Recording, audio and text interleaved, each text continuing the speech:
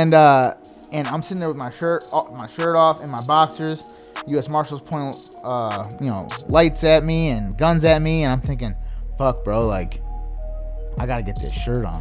You know what I mean? Because I don't want to go outside and like be all paraded all through. I'm thinking I'm gonna be paraded all throughout Cleveland, like like I'm a Game of Thrones, like the Walk of Shame or some shit. Dude, am I naked, right? So I start putting the shirt on. I'm like, don't put that shirt on. Don't put that shirt on. Get on the fucking ground. And I'm like, please let me just put the shirt on. Don't put the shirt on. Get on the ground. I'm like getting on the ground. I'm like, please just let me put the shirt on. Podcast time. Awesome. Let's open up with the introduction. So welcome to the Adversity Kings podcast. I'm your host, Tristan Dlabik. Welcome our very first guest, my media manager, media destroyer, all caps media CEO, Peter Reichert. It's a pleasure to have him on the podcast. This is podcast episode number 1. Version 2, however you want to call it, because we recorded one yesterday, but we just set up the studio and it was basically just, long story short, it was fucked up. So hopefully this sounds a lot better. It's episode 1, so in comparison to years from now when we get episode 1000 rocked out, you know, this will obviously suck. Let's go. Probably in comparison to that, but I'm excited. Let's start off with... All dressed up today, bro. Dressed up. I got a lot of stuff going on today. You know what I mean? We opened up, you know how we hit the gym this morning and everything like that. Lifetime Fitness is crazy, bro. That sauna, steam, cold tub, hot tub experience. Bro, walk people through the Tristan Dlabik experience on a Sunday. Sundays are nice. I told you, and you said, like richer people, they got like an extra hours. So Sundays is an extra hour of sleep. So it's usually getting up 8 or 9. The latest is usually like 8 o'clock. You know what I mean? 8 o'clock, you waking up. But that sounds like an extra like 4 hours of sleep, because I know you be waking up on like like 4 a.m. Throughout the week, it's 4 o'clock. Get up at 4, and then Sundays, learn from Simon. Try to eat. Sometimes you're not going to, but getting an extra hour of sleep, or in that case, like an extra 4. With that, so Sunday routine. What does that look like for me, man? Sauna, steam room. Usually it's more of a relaxed day. Because I'll hit it hard throughout the week. So Lifetime Fitness is incomparable to any other gym. Sauna, crazy, 15, 20 minutes in there with a book on. Steam room, reading a great book right now. Audio book, Winning by Tim Grover. Good book, good dude. Good it was legit like one of those Russian baths. With the Lithuanians in there this morning. Yeah, they wanted a network, and they were in the cold tub barking and everything. It was nuts. So out of the sauna, going to the steam, 10 minutes in there. Usually some stretching, good breathing, good meditation, reflecting on the week and what we're going to do better this week and how I can serve the business and people better. And then from there, looked like going into the cold tub. Did something new today. Try to hold my breath for a minute under the cold tub. I don't really, I love it, but at the same time I get paranoid before I jump in there, because I'm like, dude, all these naked old dudes getting in here and everything like that. You know what I mean? All the pubes and everything. It's disgusting. Wait, you seen naked old people in there? If you come at the right time, man, there'll be a herd of like in naked, the cold tub. Yep, just a herd of old men. So you got old out. with the already low blood circulation in that region. When you get into that age, then you got the extreme cold and naked. That it doesn't sound like. That's a pretty sight, bro. Nah, dog. Not at all. It's like a herd of them, too. You know what I mean? They get in there and, lap up. Usually don't hit the hot tub, but I hit the hot tub today for a few minutes, so that was cool. And then just shower off, maybe shave off the Sanchez mustache, depending on how I'm feeling. And then up at the office, rock out church on a Sunday. Stephen Furtick on the YouTube. Refresh the spirit, and then whatever meetings or things that we have, and then planning out the week, any other recruiting and material I need to run the business optimally. Really, Monday starts Sunday, so that's key. You feel me? Yeah, I feel that. So who was that guy? That guy on YouTube was awesome, man. He had a great lesson today. Steve Furtick? Yeah. Stud, dude. What did you say? Stephen Furtick. Stephen Furtick. Fire. Stud. Fire. Absolute stud. Check him out. Elevation Church. Love it. That should be a requirement in all offices. Yeah. Not requirement. Yeah, but, not a requirement, but I make it optional. You know what I yeah. mean? It's It something should be that I something believe that- in. I yeah. like it. We check it out and everything like that. So we tune into Stephen Furtick on Sunday. It's optional for whoever wants to come up. I throw it up in the office. Smart. What did I want to talk about? How did you like Lifetime? How did you like the morning experience, the morning routine? So, Sunday mornings with Tristan. Dude, he missed his flight last night. Had to crash at the office. That was hilarious. Yeah, crashed at the office. You know, that was awesome. Roughed it. Yep. You know, there's a lot of nice things going on at the office, though. You know, the Yeah. office has amenities like no one would ever understand. Yeah, exactly. So sleeping at the office is almost the equivalent of sleeping at the Ritz. I wouldn't go that far, but Yeah, it's up there. yeah, So- it's nice. So I had a nice little night at the office, and then got to wake up early, head to Lifetime. What is it? The Platinum Lifetime, right? Diamond Club. Diamond Club. Lifetime Fitness Diamond Club in Fire. Oak Brook, Absolute Illinois. fire. Yep. They let me in with my rickety dickety old regular Lifetime membership. I couldn't believe it. Yeah. Shout out to Lifetime for not making me feel inferior. You know what I mean? They know equality. They let me in. They were like, "Hey, listen." They did let me know. Just to let you know, if you do keep coming, we're gonna have to Charge you. upgrade you To our Diamond. gym. Yeah. You know what I mean? Because I guess maybe they're not. I didn't No. know this, but I guess they're not There's all. levels. Yeah, I guess they're not all like you can't just go to any Lifetime. So, but yeah, walking in there, classy spot. You know what I mean? Everything real nicely at the bar. I like that. Yeah. Having that, having that ability to just always be there and hanging out, whatever situation. Great Yeah. networking spot. Great place to really to meet some guys. As I was able to see, you were able to connect with some dudes that Lithuanians. Yeah. Yeah, dude. I thought they were Russian or something for a second. They reminded me of the Albanians in our company. Yeah. I was like, dude, that accent sounds familiar. You know what I mean? Because some of the top producers and top leaders in our company, they're the Albanians, and they got that thick, accent. It's Absolutely. dope. I love it. And I heard it, and I was like, oh man, let me talk to these guys. Maybe I could be blessed with that some of the immigrant work ethic for our company. So I wanted to ask you something that's been on my mind. We talked about going to jail, but wanted to ask. 'Cause Wait, I didn't get to finish about what I thought about the morning. So let me give you a couple of my. I'm thinking about jail already. Right, we're gonna. So I feel like I just wanted to add. I just so when I go into the sauna and the steam room, I usually take my headphones off, leave them out there. You know what I mean? These are these days you're spending $300 on the headphones, $1,300 on the phone. I mean, I usually just leave all my shit out there. You just bring all your shit in there, and you got your headphone, your phone's not overheating in there. So then I'm thinking, damn, because my phone was hot. So I'm you know what it is Tristan's he probably has the plan on the care packages on his phones and on his headphones. He's going in there. He's still being efficient, even in the sauna, even in the steam rooms, and being able to use that time towards business while still working on your body. Yeah. And if the tech ends up getting damaged a little bit, I'm thinking, dang, Tristan's smart. He's wow, I can just get new tech, or I can just use that warranty easily on it. But this time I can't get this time again. Yeah. Right? Yeah, Is that the mentality on that, or do you Yeah. just not give a fuck about No, I mean, it's a combination of not giving a fuck, but at the same time, it absolutely is efficiency. I was listening to, Tim Grover this morning, and he was like, Michael Jordan was obsessed with efficiency, and I don't see how you can't get to the top without being obsessed with efficiency, but also the sustainability and to be one of the first, African-American athletes to be a billionaire. That doesn't happen just with hard work, because there's a lot of hard workers out there, but it's your level to adapt and evolve on a level of efficiency and effectiveness that determines how much higher you go, and if you stay up there and are able to scale it. So for me, it's absolutely, and you hear Marcus talk about efficiency, all the time, and that's one of the goats in our company in the financial services industry. And that's something that I obsess with is efficiency. Can you be efficient? And then he was talking about Kobe, who was obsessed with just doing more, which would just be that hard worker mentality. and that would be like us staying at the office, Yep. just getting more reps in and doing more repetition, better attitude, more effort.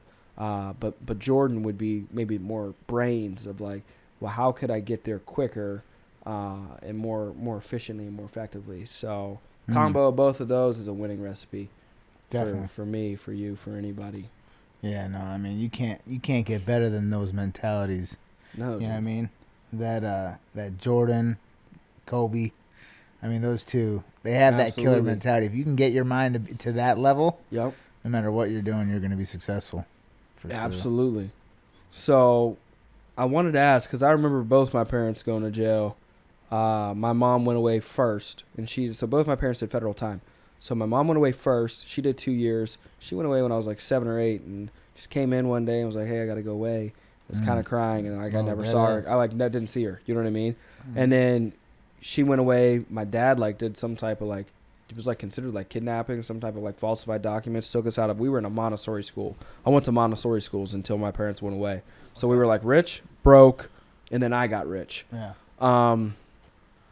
And then but when I built that relationship with my dad, I really only had a relationship with my dad for a year and a half of my life, where I was like cognitively there, like not a fucking toddler. And we were rich. You know what I mean? We had a lot of money. We had everything.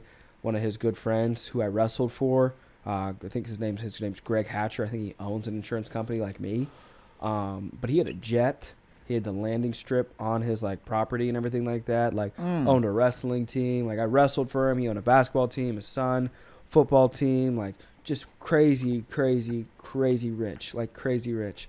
And so we had a lot of money. We were around a lot of money. And then I remember one night, you know, waking up. I think it was getting close to Christmas, and my dad was just. He was the like I attribute a lot of my success to the skills that he instilled in me just over that year and a half of like a very relentless like Spartan mindset. I swear he was like that dad you would be kind of weird, like you'd be kind of worried about having your son go over and like hang out with, because like all we were allowed to do was like fight. Like they had like, you know how they do like chicken fights? Yeah. You know what I mean? So like we lived in the country, and like if you ever see like you probably have never seen like black people riding horses. It's like it's like a very unique, Yeah. you know what I mean, like territory down That's there in what was Little Rock, going on? Arkansas, and like Fridays and stuff. Like they would get together, and like all the family would like bring their sons, and they would like fight us. It was like underage, like gambling on us. And so he had this mindset of like, you know, you got two options. You're either gonna win or you're gonna die. And I was getting raised on that at 8, so I was like being brought up like a little warrior. And we watched Scarface and 300 and just these killer movies. A movie Troy with Brad Pitt. Like so, like he indoctrinated me with this like kill or be killed mindset. And then one day I see him crying and he's going to jail. And I'm like, yo, what the hell's going on? And I look back now, it's like, oh shit, he was going to jail.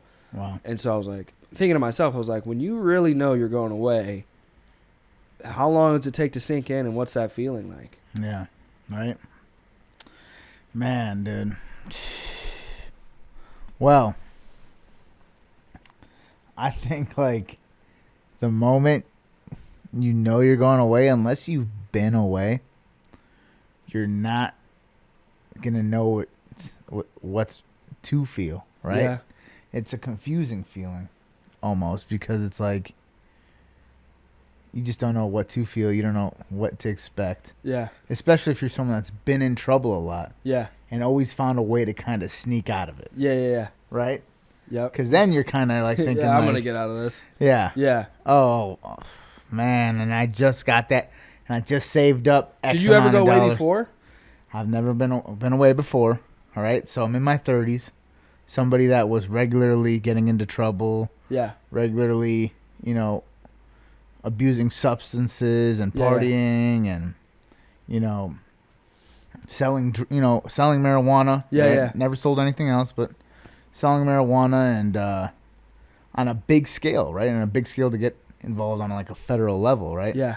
So, you know, but at the time I never been in trouble before, and anytime I've ever heard of someone getting in trouble for weed, they always kind of got like a slap on the wrist. Yeah. So I was always expecting my first time of getting in trouble for weed was going to be like, so you were selling weed?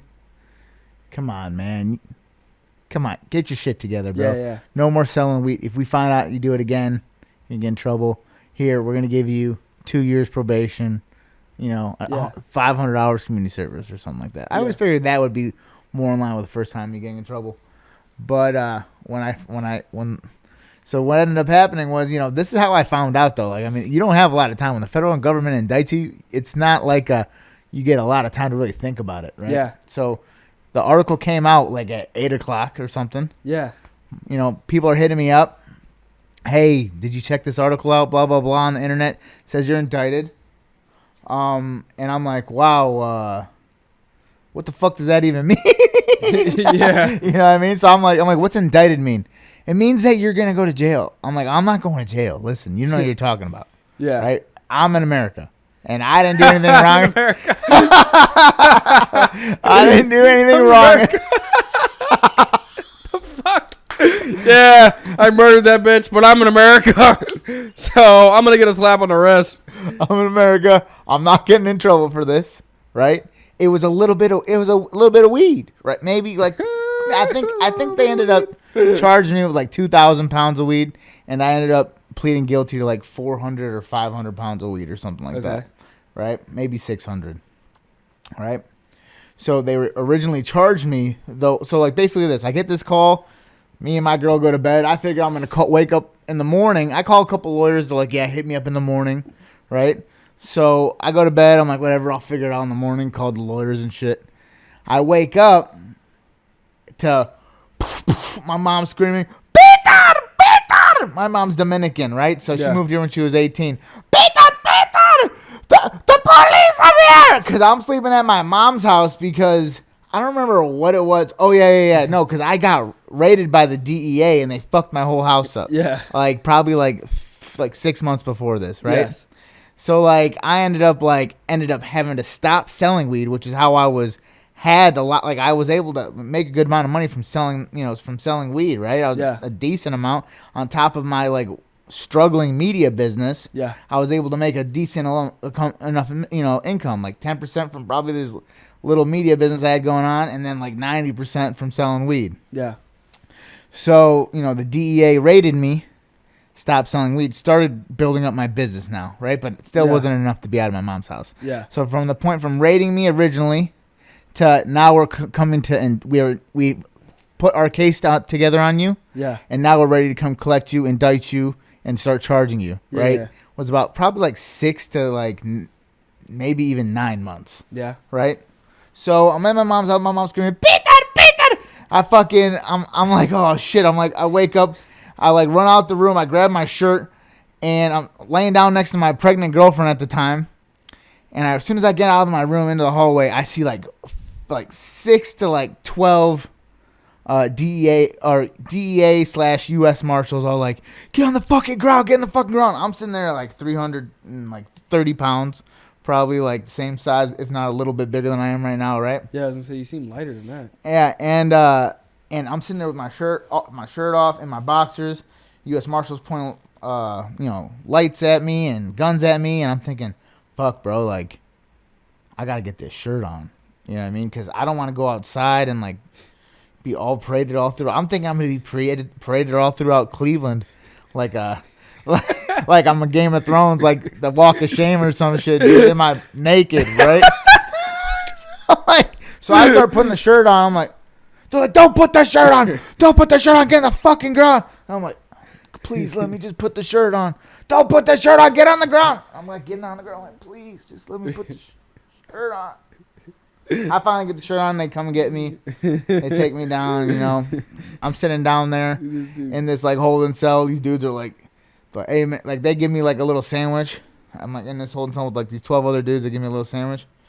I'm like, fuck it, dude. If I'm about to be going to jail or prison, I'm going to start getting healthy now. Give away my sandwich, right? I'm like, hey, do you anyone want this sandwich? I don't even want this sandwich. Some guys are like, yeah, we want this. So they grab it. I'm like, cool. So like 6 hours. I'm like, damn, I've been in here for like 6 hours. 6 hours go by. I'm in this holding cell. Fucking, they bring us another meal. Second meal comes around. Some guy's like, oh, he don't even want his food. Grabs it. I'm thinking, fuck, I actually did want that one.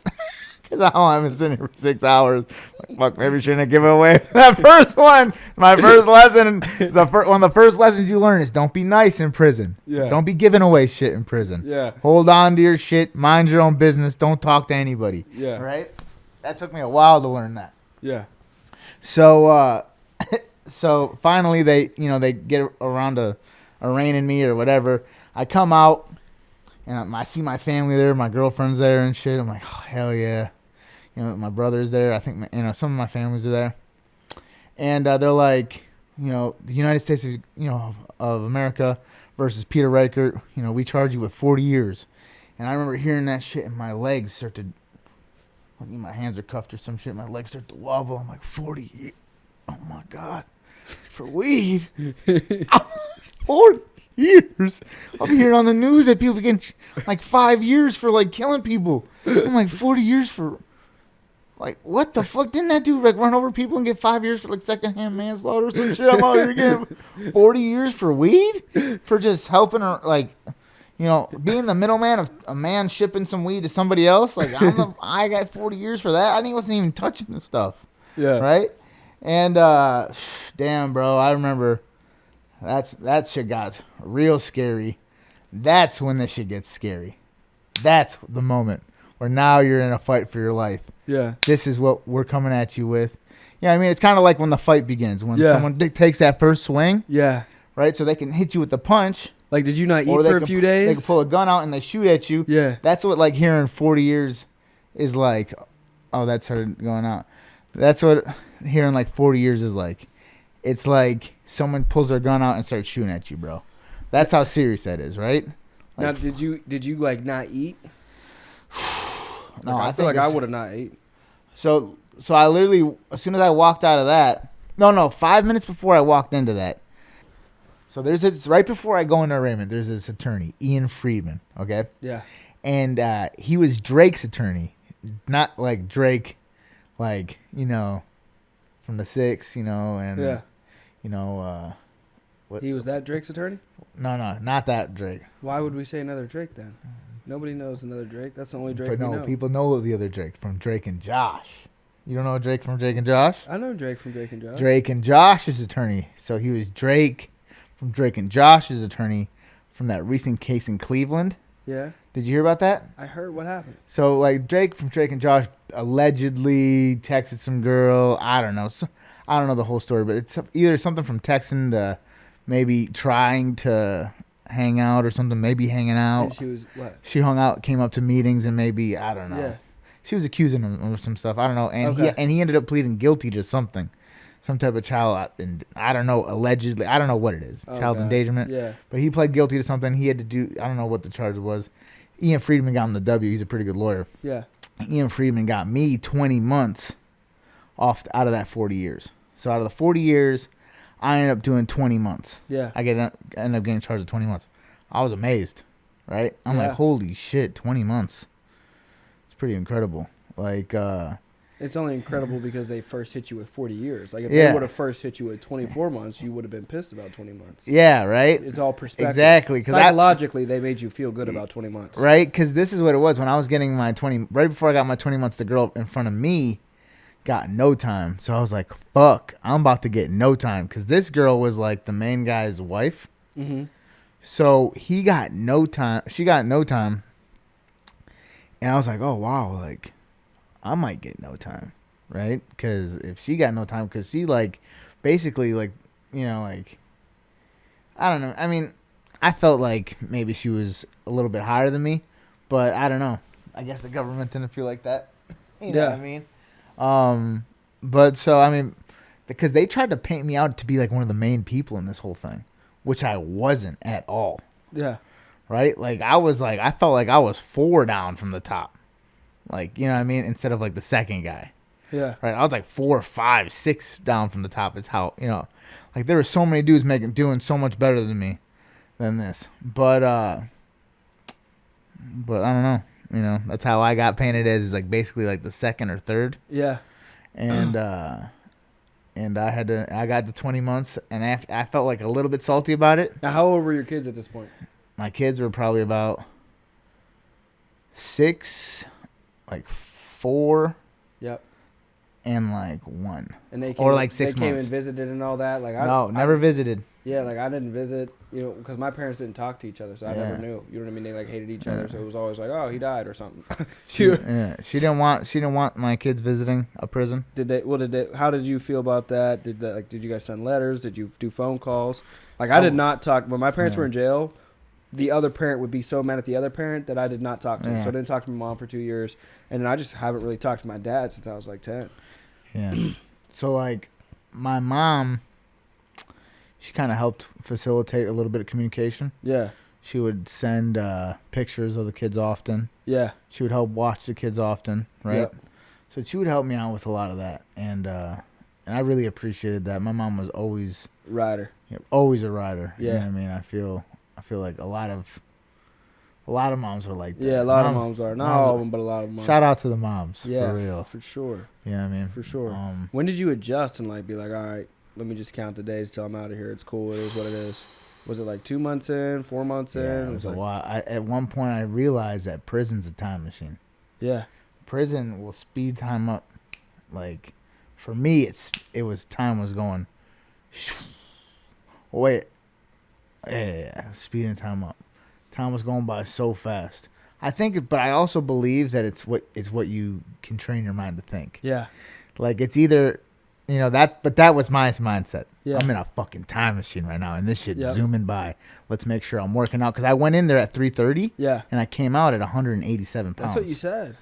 Like I have the pictures. We'll throw them up on the screen, dude. Like I have the pictures. Yeah. Dude. Look at this fucking shit, bro. I swear to God, I literally walked out this bit. I came in at 3:30. Yeah. Look at this form, dude. You ready for this? I'll do this for the podcast, just so you can see the form, bro. Because once you got it, you don't lose it, dog. Let's see. You know what I'm saying? Bro, look at this. Look at this fucking burpee form, bro. Oh God. You ready for this? Hit the toes. Oh my God, bro! I definitely can't get up dude, right now.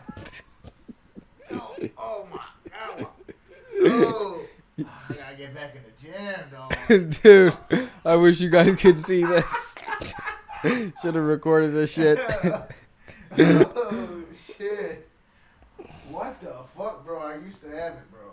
I don't know what happened. Sheesh. All right, cool. So, but I'll show you this, bro. Get my shit together, dude. Damn, that was crazy. Hilarious. I don't know how that just happened, bro. Hilarious. I don't think we had a good breakfast. That's what it was. You know what I'm saying? But yeah, so I went in at 3:30, came out not chiseled. Still had a lot of improvement, but compared to where I'm at now, chiseled. I'll look in the mirror and I'd see like Gaston from Beauty and the Beast, dude. I'd be like, wow, that's the fucking definition of beauty. I was obsessed with myself. This is hilarious. I came out with the prison glow. They say when you come out, like there's 2 types of glows. Like women get a glow when they're pregnant. Yeah. Men get a glow when they come out of prison. Yeah. A beautiful prison glow. Yeah. Shining, shimmering. You know what I mean? Hilarious. Everything about me was on fire. I couldn't help but explode. Had to. But look, you can see, dude. Psh, clear as day. Right there. So this is when I went in. A little bit before when I went in July, right? Yeah. This is in April.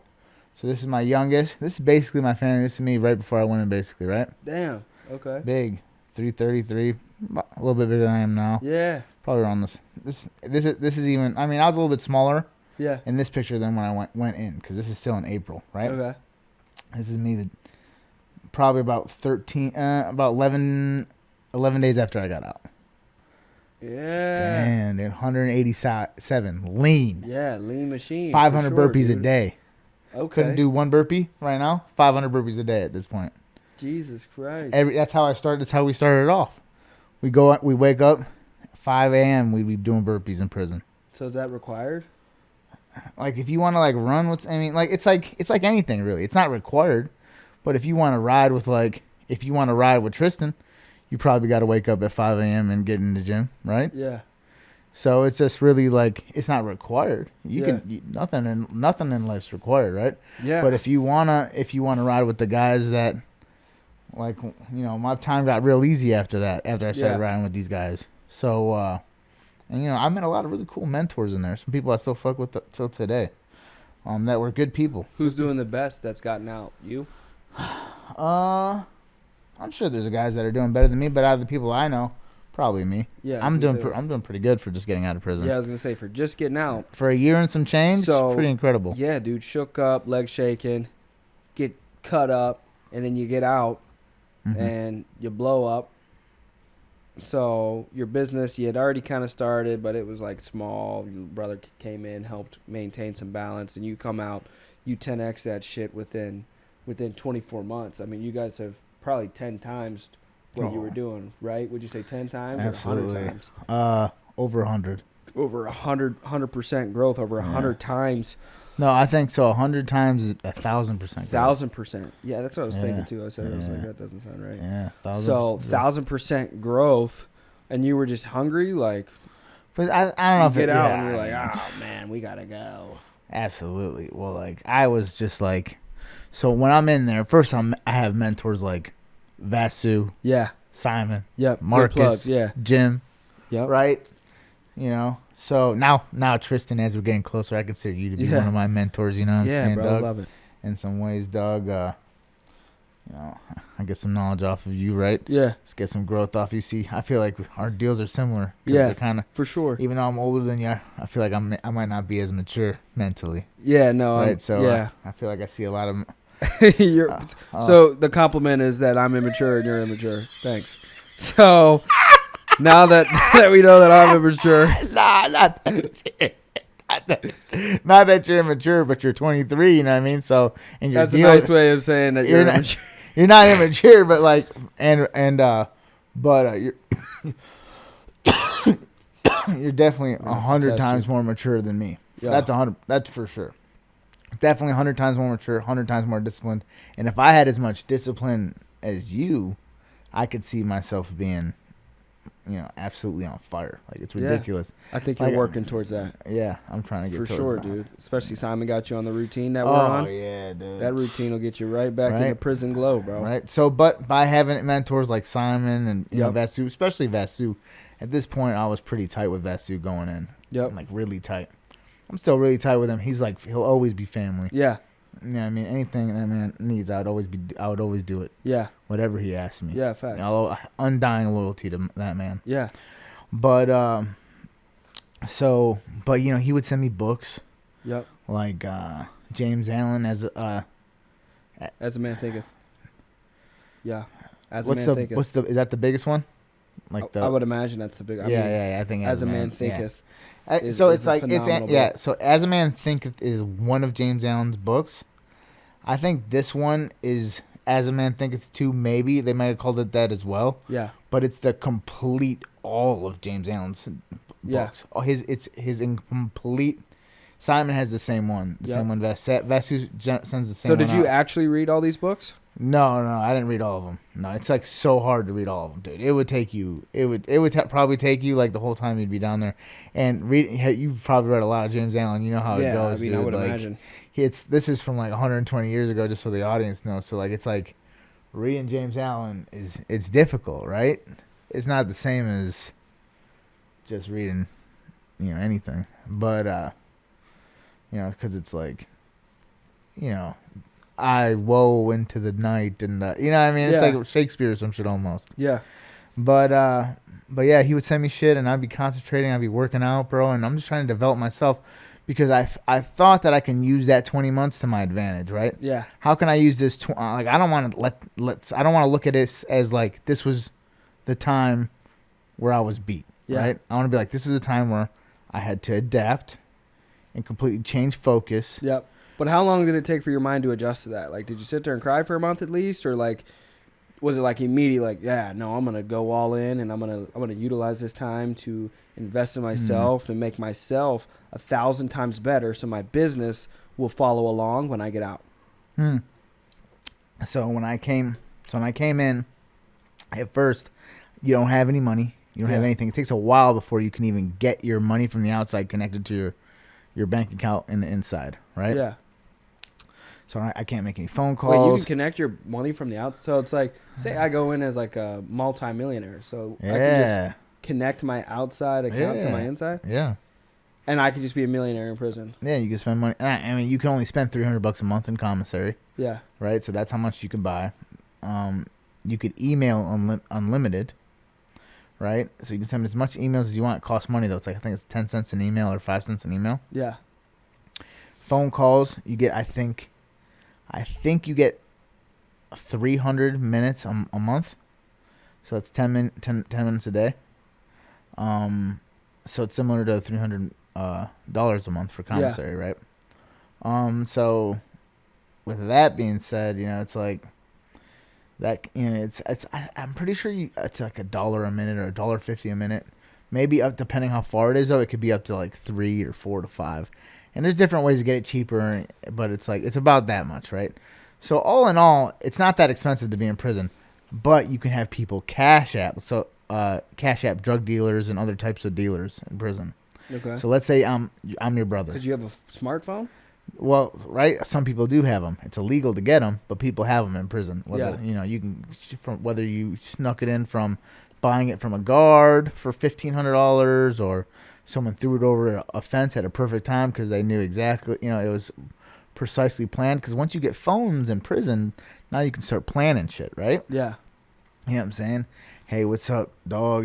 Bring this to this part of the, this corner, blah, blah, blah. Yeah. I'll show you, I'll take a picture of the map on the GPS and I'll show you exactly where to stand and where to throw it over. Yeah. Right? Because if you're in prison, now you can access Google Maps. You have fucking, you know what I'm saying? Yeah, you're not just some idiot in there with a piece of paper and sounds a pen like the now. Shawshank Redemption right now. Holy shit. Right? So, but these guys, if you really wanted to live really luxuriously in prison, I could be like, hey, Tristan, cash app this account $10,000, right?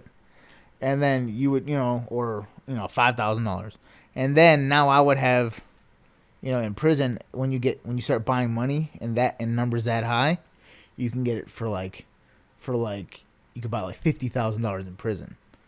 Like they sell currency at like they sell drugs in prison. Yeah. Right. The more you buy of it, the better deal you get on it. So if that makes sense, it's crazy, it does. Right? Yeah, it makes sense. So that's what a lot of people with money would do, right? And you can get a lot of cool things like beautiful dinners every night if you get money, right? Yeah. Because now if you work in the kitchen, like, oh, well, for $50, I'll make you a beautiful dinner and I'll bring it up here. I'll steal all the ingredients, right? And I'll risk getting in trouble and all this shit. But for $50, I'll do it, right? And so if I had that, $50, now I can have a beautiful dinner tonight, right? Or I'm talking gorgeous with desserts and everything, handmade by one guy, right? Yeah. There's this gay guy, all right? I'm not gonna say his name. Yeah, you can't. All right, but there's this gay dude. For this effect, we'll call him the Great Gatsby, right? All right, I like that movie. And so Gatsby was fucking was this big fat, not that big and fat, but he's probably a little skinnier than I was right now.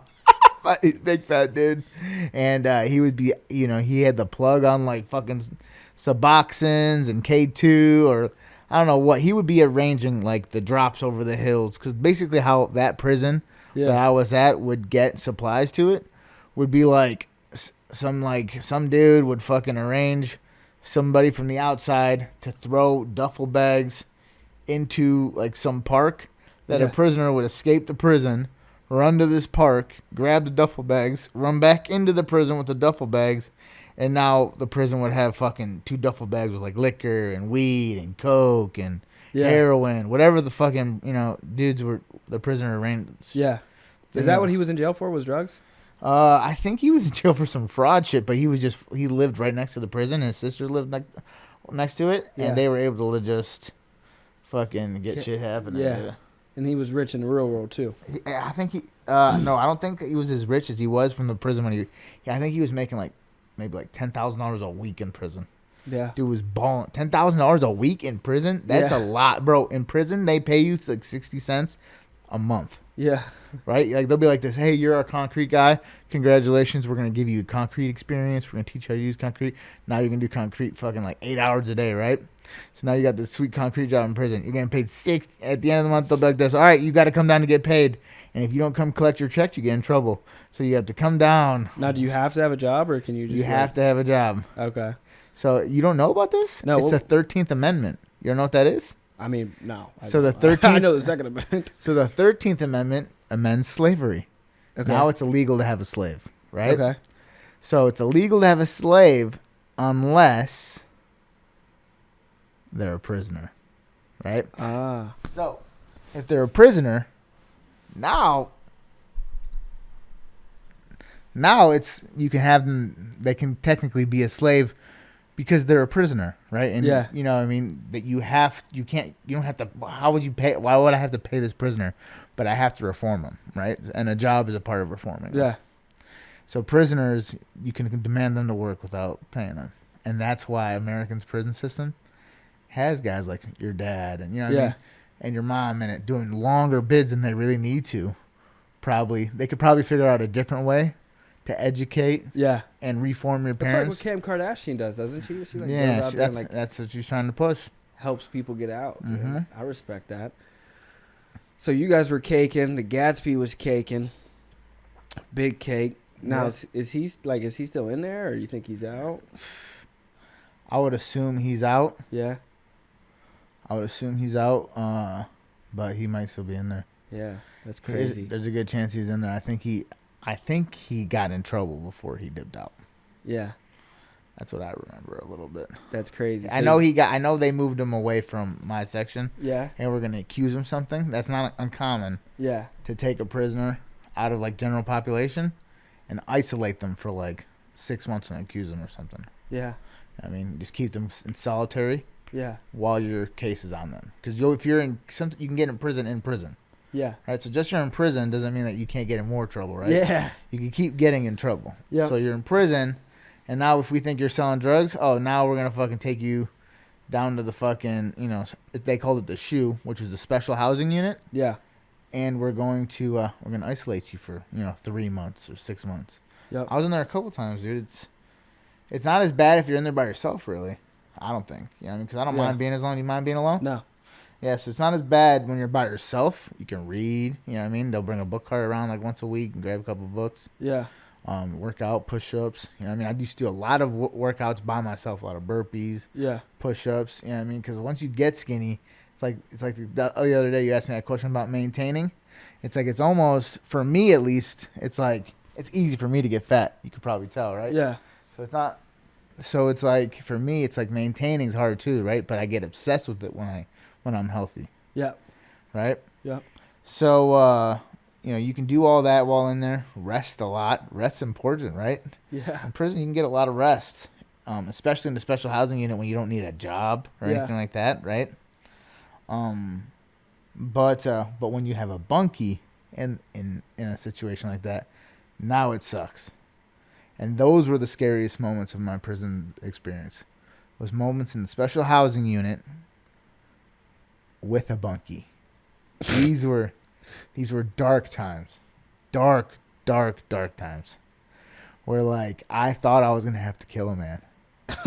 I swear to God, Tristan, everything I love, I was convinced I was gonna have to kill this man. Oh my God.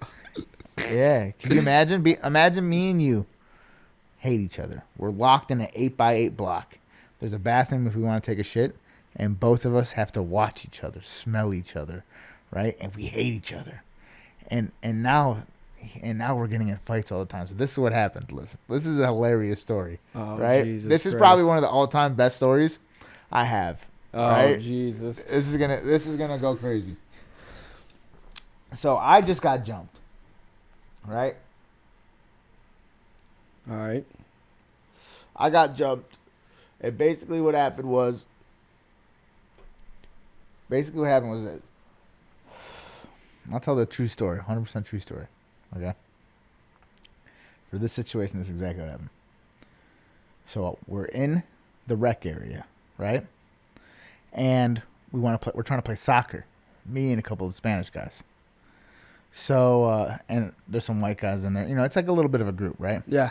So, but there's a little bit more Spanish. I'm not really tight with the Spanish people yet. I'm trying to get tight with the Spanish people because I like playing soccer. Yeah. Right. I love soccer. Yep. Right. I used to play soccer when I was a kid. Like my parents didn't sign me up for like football and sign me up for soccer. You know what I mean? But that might have been the community I was in. I don't know. But so we're trying to get these guys to play soccer. I see this. I see these two like black guys walking by, right? And I ask them, "Hey guys, you want to play soccer?" And they're like, "Nah, we're good." Blah blah. And I was like, "I'll give you a mackerel to come play soccer." And I forgot about this for a while because who thinks about a mackerel? A mackerel's like to me like 30 cents. Because the way I was buying my money, I would get a mackerel is $1. But the way I would buy my prison currency, it would be like 30 cents because I would buy that much of it, right? Yeah. So I was like, I'll give you 30 cents to play with us. And this dude's like, all right, I'll play with you guys. So we play. He plays a game and he leaves. We keep playing the rest of like the day or whatever. Not the day, but for a couple hours. As long as we were able to play in this area before we had to go back in, right? Yeah. So a while later, dude approaches me. He's sweating, right? Dude's covered in sweat. And like, he's like pissed about some shit. And he's like, "Hey, where's my fucking mackerel?" And I was like, "What mackerel?" He's like, "You owe me that mackerel." And this is like 3 months later or something. And apparently they told me, I don't know if this is true or not, but they told me dude was like a Suboxone fiend, right? We had like a problem with Suboxone or like something like that. That's basically like heroin kind of. Yeah, right? yeah, no, I know. So I was like, he's like, matter of fact, now I need 10 mackerels, right? And I'm like, dog, I'm not gonna give you 10 mackerels. You know what I mean? Like, I owed you a mac.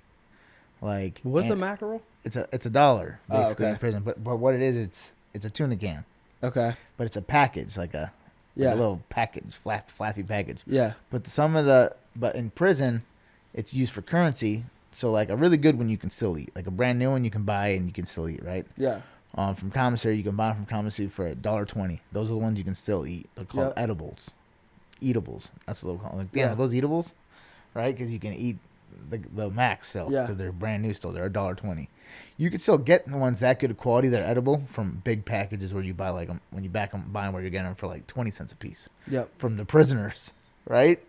It's crazy, dude. But like, so like I used to have pillowcases full of Max in my lockers. Yep. Right? Because I would just buy shitloads. And I would have my friends hold some. And we would just have shitloads of Max. We'd gamble, hang out, work out. You know what I mean? I was writing a fantasy book called The Black Planet.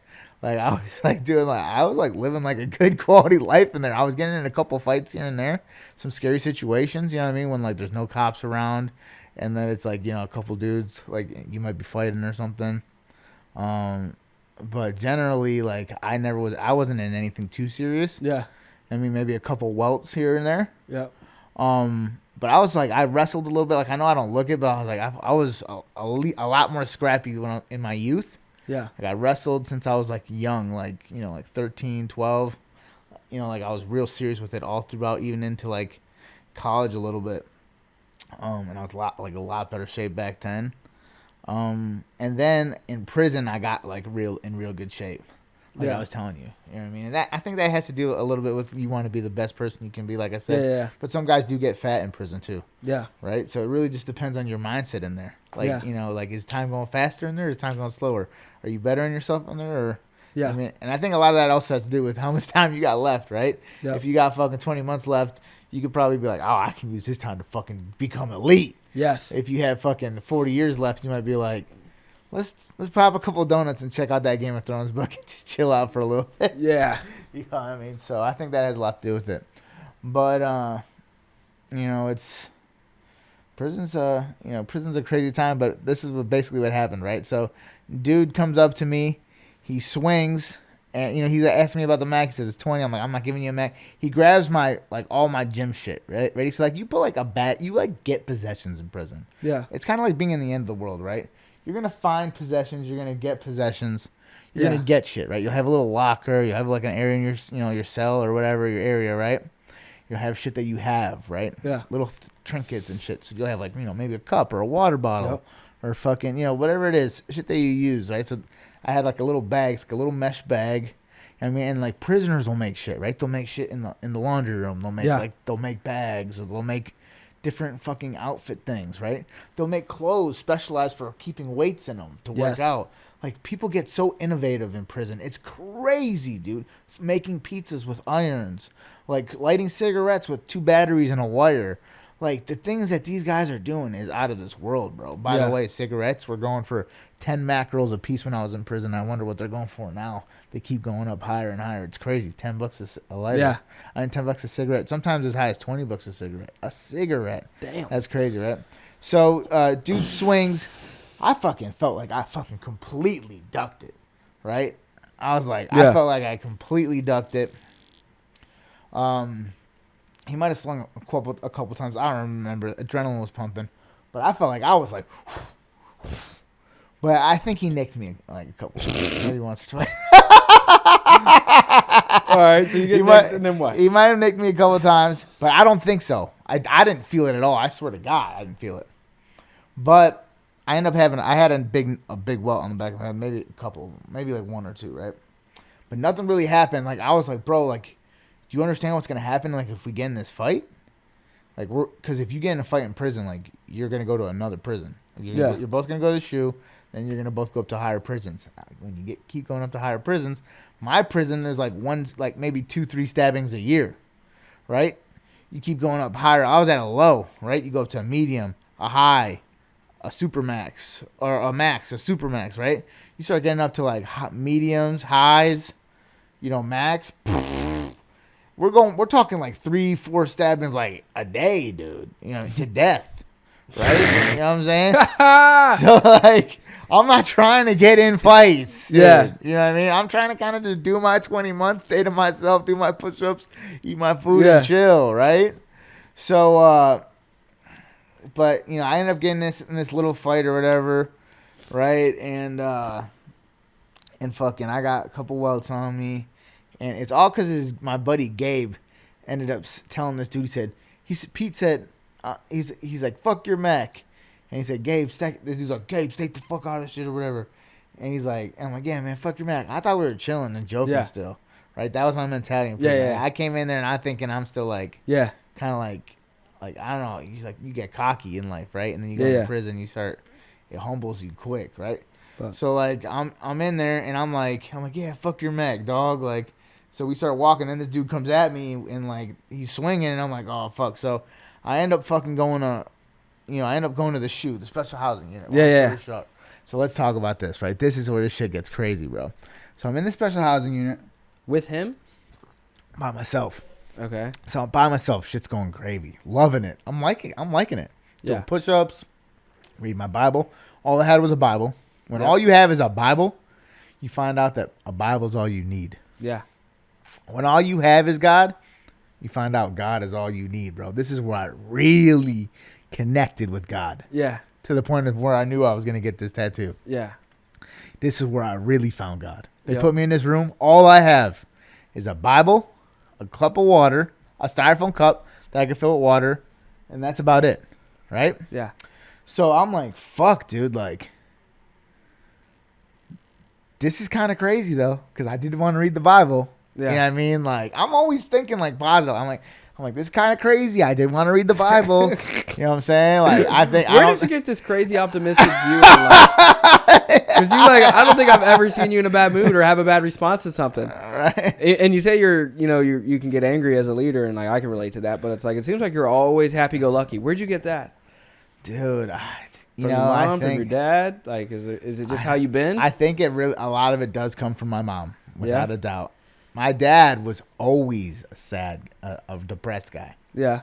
So I felt I was always trying to be happy. Yeah. To get him to smile. Yeah. I felt like I always wanted to get my dad to laugh, right? Why was he sad?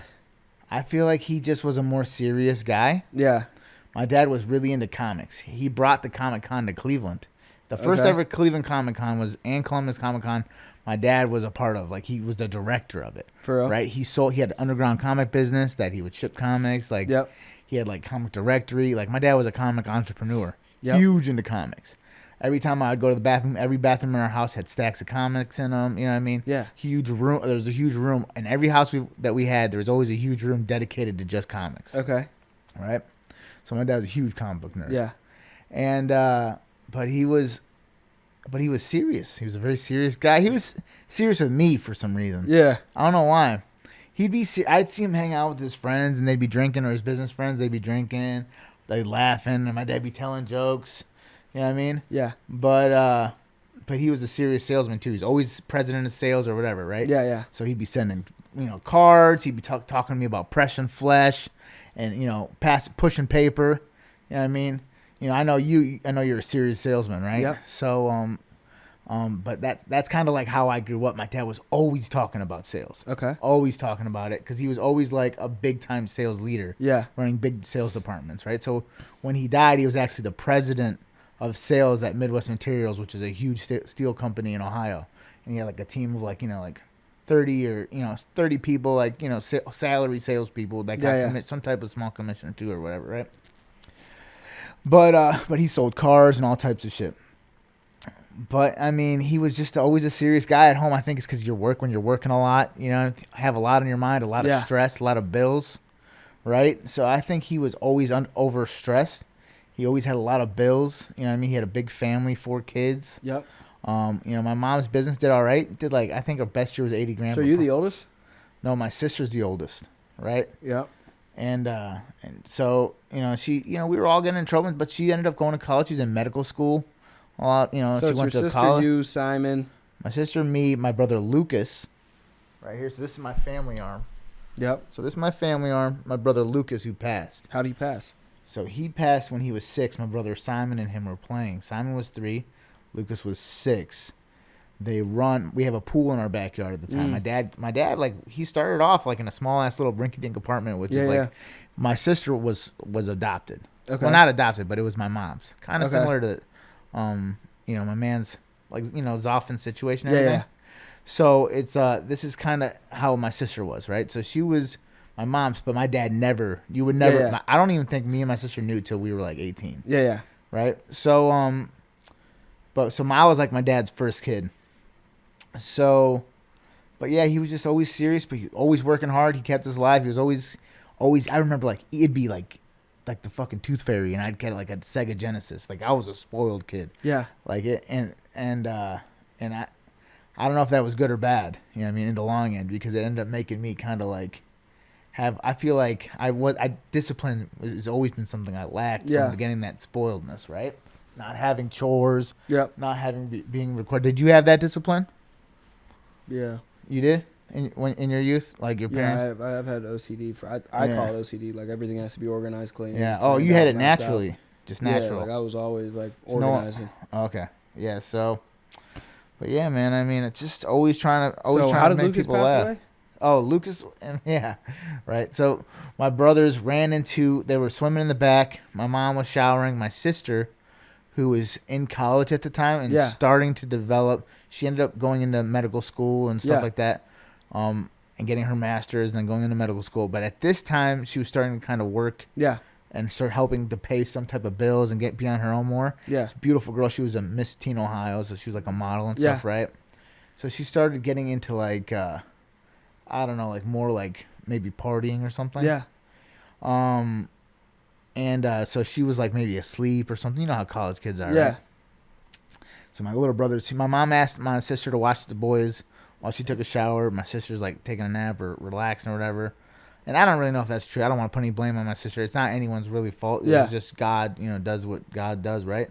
But so, that ends up happening, and my little brother's running in the garage, and the garage was messed up. Yeah. It was faulty, right? So we all knew about it. We used to tell my dad about it. My dad, he had really dry hands, so it wouldn't shock him, but our hands were a little wet all the time, right? Yeah. Little moist kid hands, so they would get shocked. So we knew it was a faulty garage door.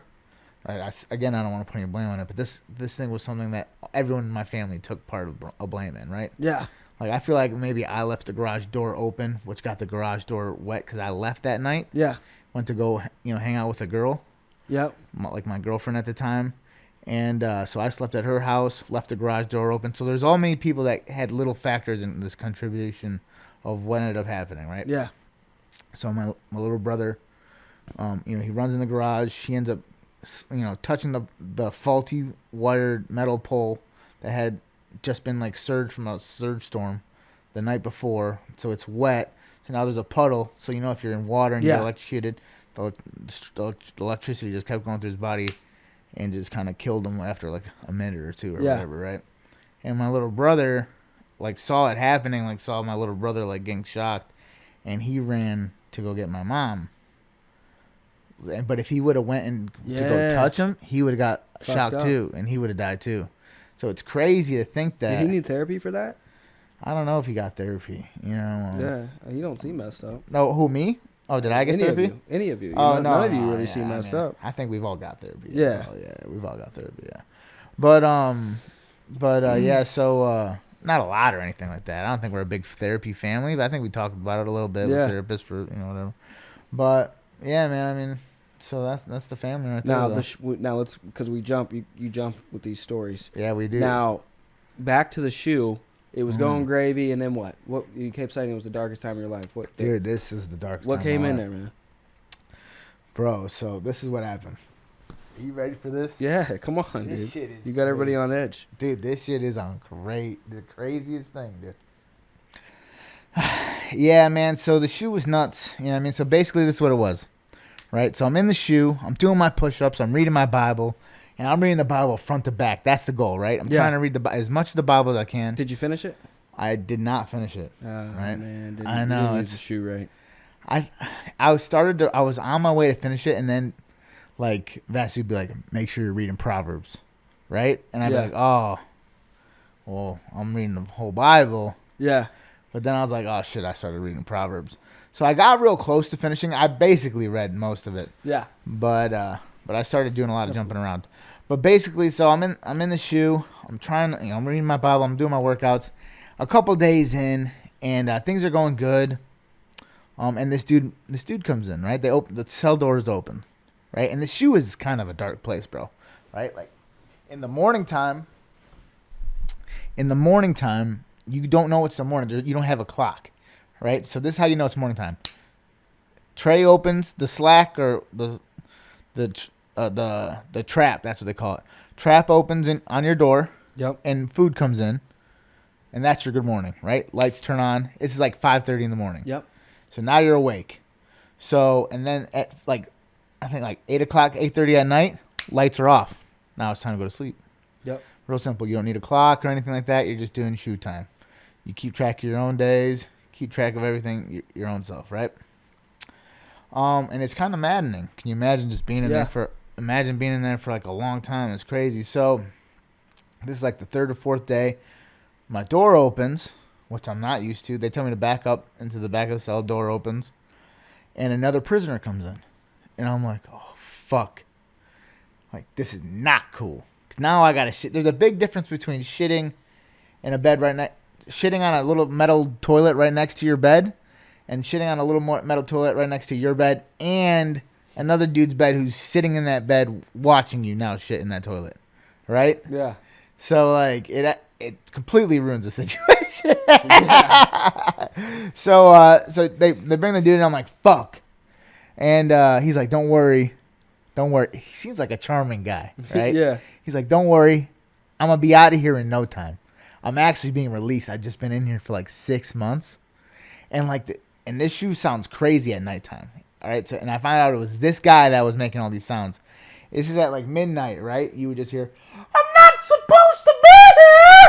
Like they just be screaming these like crazy things all night, just like laughing and acting like, because that's how the camaraderie, you'd keep up the morale of the men in the shoe. Like there would be a leader down there, kind of, right? Yeah. And he'd be the guy that would be the funniest guy, or kind of like the guy that would kind of get guys to like wild up, right? Because they could all scream through like the traps almost, right? Yeah. And you can kind of hear the echoes of everyone else screaming. So this was this guy Mike, and he was kind of the guy that did this, right? He had a bunch of different chants from like, I'm not supposed to be here, to Like got him one. Like when a new one would come in, a new person would come in, he'd be like, he got him. They got him one, boys. Oh, they got him one. Like, oh, got him a new one. and then like people would be screaming like, I'm not supposed to be here. Okay. All so the, he comes in there. What the fuck's he doing? Yeah, so he comes in and he's like, they let him. He's like, listen, I'm gonna be out of here in no time, bro. Just to let you know, like, I got done doing like a 6-month shoe bid, so I'm going back to the compound. So excited, bro. I'm not gonna be doing any Suboxones or nothing because he was a little bit of like, I think he was in there for meth, some type of like meth, case. And he was a little bit of a drug dependency at the time or whatever. He's like, he's like, I'm not gonna do this anymore. I'm not gonna be doing drugs anymore. I'm gonna go back to the compound. Everything's gonna be slick, right? So I'm like, oh, cool. So I'm like, I'm making a coffee. You want one? Because I just got commissary. So shoe commissary is a little bit different. You can get this instant coffee, and you have a little styrofoam cup, so you can pour some instant coffee in there with some water, mix it around, and you can drink your coffee, right? So I'm like, you want some coffee? He's like, yeah, I'll take some. So I go to make the coffee. He's like, oh, are you going to make it with that cold water? I'm like, yeah. He's like, don't make it with the cold water. He's like, let me show you how to make it with hot water. And I'm like, oh, you know how to make it with hot water? Because there's only a fucking sink with one button here. So I'm like, what the hell type of magic does this guy know? So this guy's like, yeah, let me show you. He's like, I've been here a while. He's like, let me show you, bro. I'm like, thanks, dog. This guy's like nice as fuck, bro, right? All right, yeah. So he's telling me all these cool stories, and he's ripping off this big part of this blanket that was going to be his blanket in the room, right? And he rips this huge blanket off, and he starts tying it in the back of this sink, right? And he's tying his blanket, and he's tying it in the back of the sink, and he has it, now the sink's forced on, right? And I guess the theory is that this strap will hold the button down long enough where after like a half hour of running, the water will be piping hot, and now you can make really hot coffee, right? Or not piping hot, but as hot as that sink's going to get, basically. Right? So he's making the strap, and as he's making the strap and, like, strapping the thing behind the sink, you just hear, hey, what the fuck you doing back there? Oh, it's you, blah, blah, blah. You know, they call you by your last name. You know what I mean? So, like, oh, it's you. Oh, shit. And he's like, no, I was just showing him how to make hot water, sir. Like, because now he's scared because he's right about to get out, right? He's just been in this shoe for 6 months. He's ready to go out. Yeah. And he's like, no. He's like, what is that? Oh, what is that you got in there? And he's like, no, sir, it's just a piece of the blanket, to make the water hot. I was just showing him how to make the water hot. He's like, oh, you ripped that blanket? He's like, oh, all right, cool. So now they charge him with defacing government property. So they're like, bet, that's defacing government property. You're going to have to take that to the disciplinary hearing act. Officers, blah, blah, blah. We're getting a shot for that. We're not going to have none of that, blah, blah, blah. So, dude walks away, and I saw dude rip that shit confident as fuck, like it wasn't doing shit. I would have never ripped these people's shit, dude. Leave these people alone. I'm going to do my time. I'm just reading my Bible.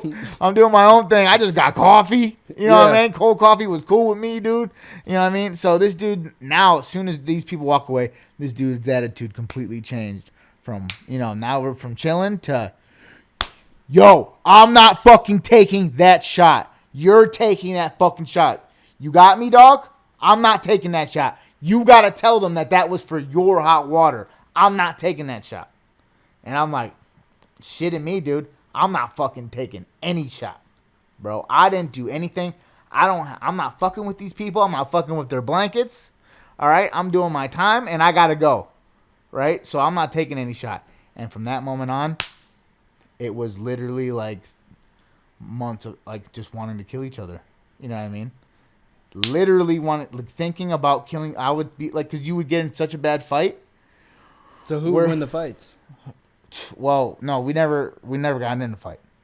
You know what I'm saying? You guys just stood next to each other and bro, if we got into a fight, that's what I'm saying. It would be so bad.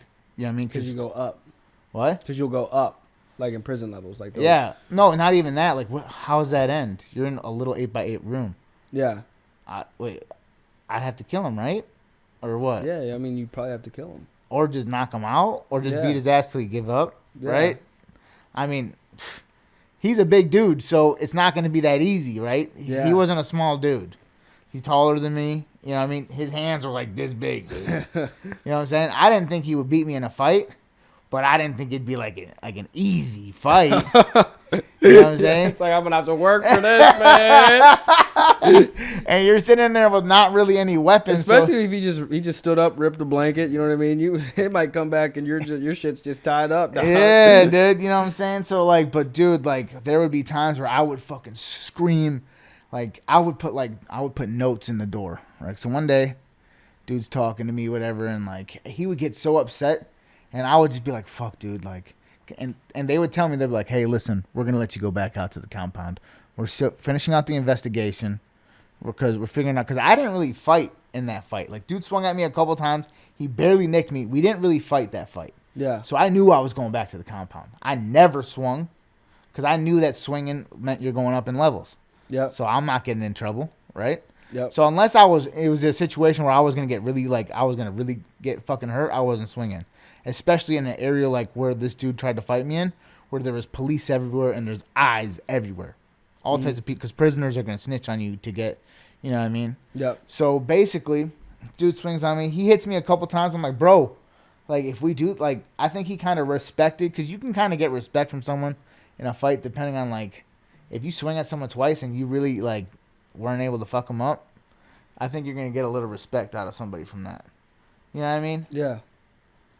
Like, you know what I mean? Like, if you swang at somebody hard as you could and you really couldn't do anything, you're probably not going to be like, damn, it's going to be, like, the easiest fight. Like, I just fucking literally tried to mollywop this dude and nothing happened. You know what I mean? Yeah. So, but I'm not going to say he didn't hit me, but it wasn't enough. Like, I'm a big dude. Like, it's like, it's going to take a lot to fucking, you know what I mean? If one thing, I can definitely take some damage, you know what I'm saying? Yep. But you know, so, but we were in there, bro, and it, like, I remember I would sneak, like, notes. I was like, listen, move me with somebody else. I'm thinking this is like a hotel, right? Move me with someone else, please. Not getting along with this guy. We are going to kill each other. He's like trying to fucking, you know, blah blah blah. Just please move me to someone else or back by myself, please. Me and this dude are going to kill each other. We are fighting every night. Thank you. Put in a little thing. It's like probably, like, I don't know, midnight. Lights are off. It's like black, dark out. Put in the thing. Put it close, like, so you can't, like, into the door where, like, only a little bit's still reachable, like, as much into the door as I could, so that the guard would see it, right? And the guards usually grab the notes and take them, and they read them or whatever, and they, you know, whatever it is, right? So so I lay back down. As soon as I lay back down, I feel like, oh, that's it. This is the end of the nightmare, bro. They're going to move me. As soon as I lay back down, I just hear, dude jumps out of bed, runs to the door, grabs the fucking note, pulls it out of the door. And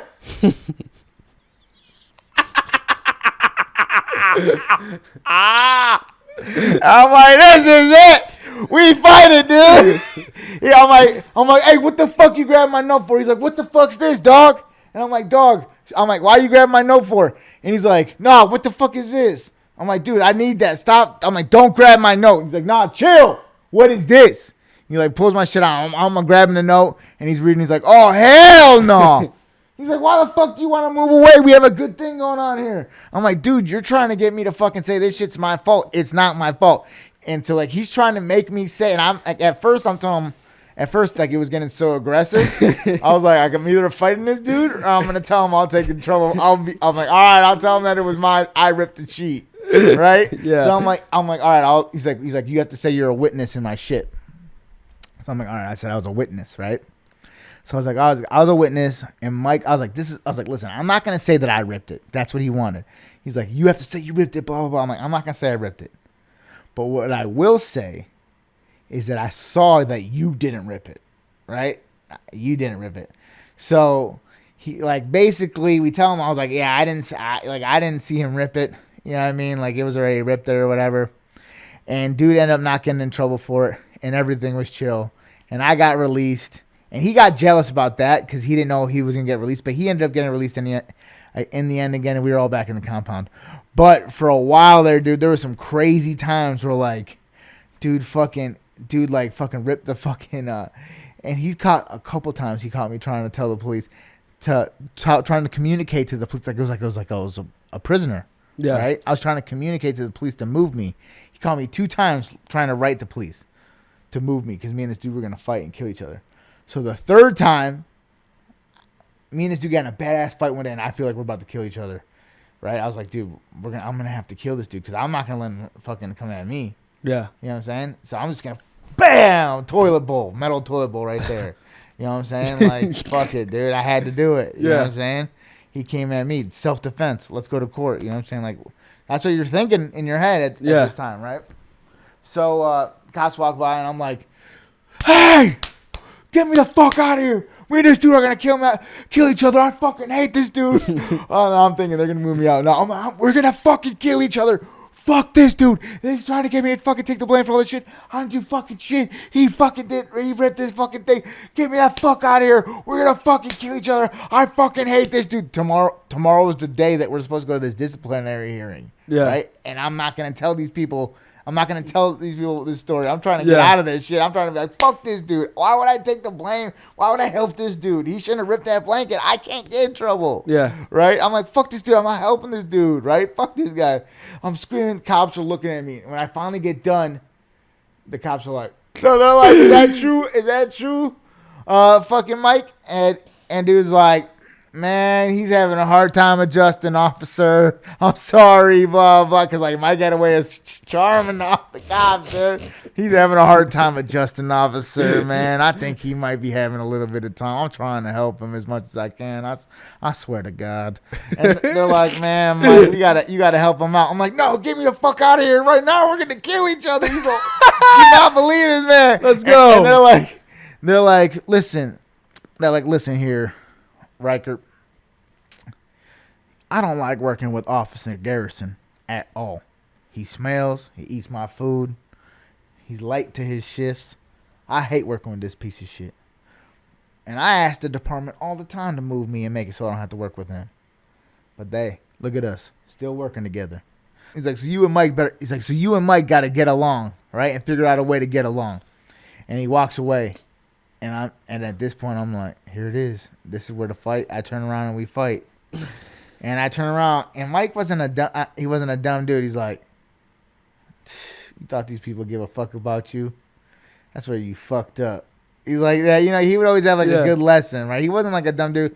And in the end, we were friends. Yeah. You know what I'm saying? You'll go through some shit like that with a man, and you'll come out on the other side as friends in the end, right? Yes. But locked in an 8x8 little cage. Yeah, man, that's a lot. 2 dudes will try and fucking, that's a lot. That's dude. 2 animal. The animal will come outside, right? Well, you know what I'm saying? We're like an hour and a half into this. I want to probably end a lot of these with my favorite thing is movies, and I like to know what people's favorite movie is. What's your favorite movie?